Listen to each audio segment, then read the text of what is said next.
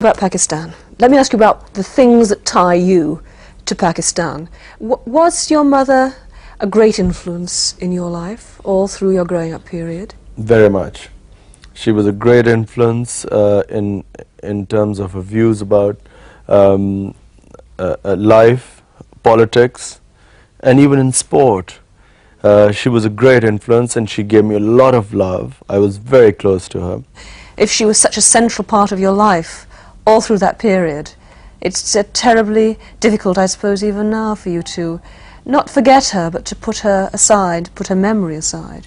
You know, but you see, as a Muslim, I accept death. I mean, I know that, you know, everyone has to die, and you accept it, and I would have come to terms with it much easier. But I think what left a lasting effect on me was the fact that, you know, she could have been saved. It was I mean, had it been diagnosed early, it was a straightforward operation, and she would have lived. But I think what I could not come to terms with was the pain in which she died.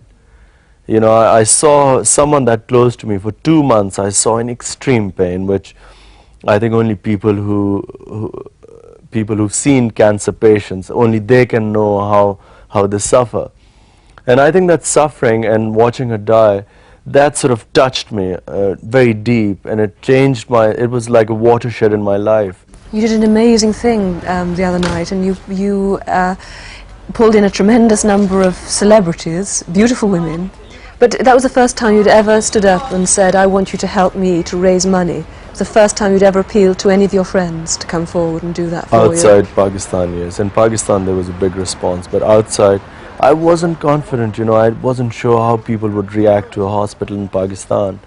My main idea was to tap the Pakistanis living in Britain. Your mother said something about she didn't want you to bring back a Western girl as a bride to Pakistan. Yeah, well, I was 18 then, and she was scared that if I marry a Western girl, she thought that either I would live in England, or I would come and bring her back, and eventually she would again take me back to England, or I would have a broken home, because the interracial marriages have not had a very good record.